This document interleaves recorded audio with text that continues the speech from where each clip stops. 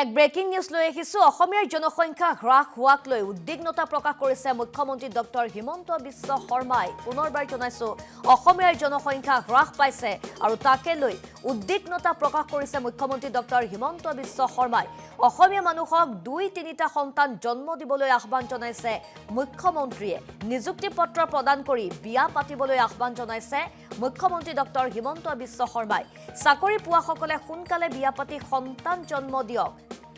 এই মন্তব্য কৰিছে মুখ্যমন্ত্ৰীয়ে অসমীয়া মানুহৰ সংখ্যা কমি আহিছে উজনিৰ ৰাস্তাত লৰা ছোৱালী দেখিবলৈ নোহোৱা হল ধুবুৰী মানকাছাৰত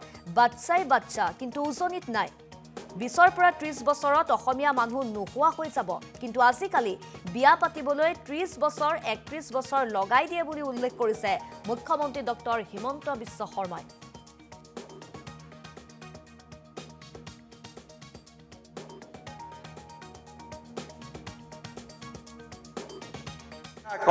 কৰাওঁতে 30 বছৰ 31 বছৰ এনেকুৱা কৰোঁতে আমাৰ অসমীয়া মানুহৰ সংখ্যাটো লাহে লাহে কমি গৈ আছে আপোনালোকে চাব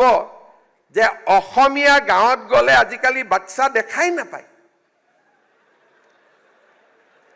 অৱশ্যে এনেকুৱা মানুহ আছে যাৰ ঘৰত 8টা 9টালৈকে আছে সেইটো এটা বেলেগ কথা কাৰ বিয়া হোৱা নাই হাত দাঙি থাকক তেতিয়াহে মই চাব পাৰিম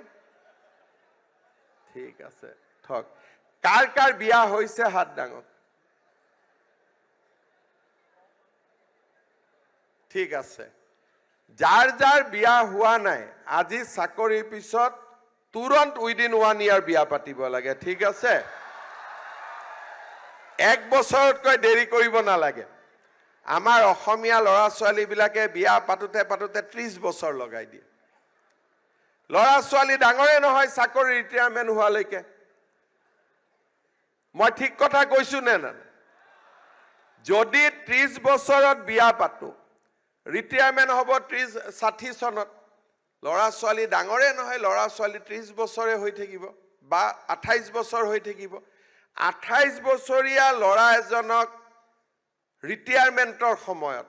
মোৰ ডাঙৰ ল'ৰাটোৰ বয়স হ'ব 28 বছৰ আগতে ৰিটায়াৰমেন্টৰ সময়তে আমাৰ দেউতাহঁতে বা আমাৰ বাকি সকলে নাতি দেখাই পাইছিল আজিকালি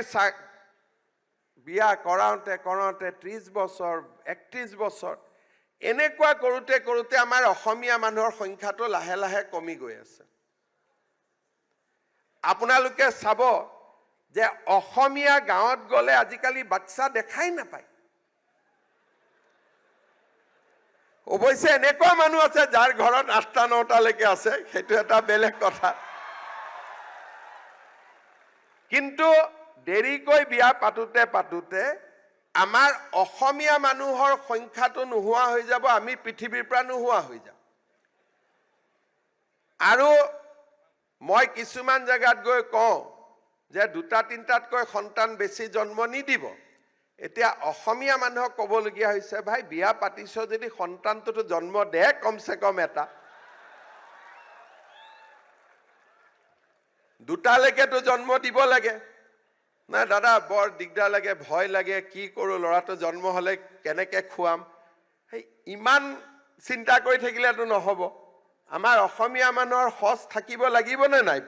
20 বছৰ পিছত 50 বছৰ পিছত সেই কাৰণে যিসকলে বিয়া পাতা নাই এবছৰত বিয়া পাতি বিয়াৰ চিঠি মোক পঠাব লাগে ঠিক আছে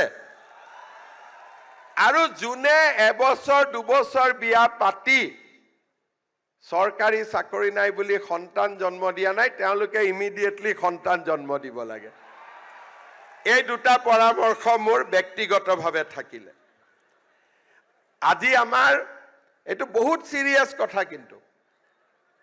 মই ডিব্ৰুগড় শিৱসাগৰত যাওঁ গাঁৱত গৈতো এটা বাচ্চা নেদেখুৱে আৰু ধুবুৰী মানকাছাৰত গলে বাচ্চা